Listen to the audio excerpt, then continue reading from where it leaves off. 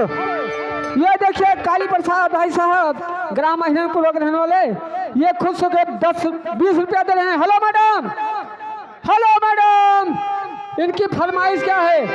बाले पन्ना कान छदा पहिने सैया वाला। ये हेलो, चलो बच्ची कोई ये फरमाइश शुरू कर देना। सुनाओ सुनाओ अपने मन की सुनाओ। लीजिए मास्टर जी, पहले हमारी एक छोटी सी गजल, उसके बाद सबकी फरमाइश। बहुत अच्छी बात। हेलो हेलो अरे निगाहें मिला के क्या बात। बदल जाने वाले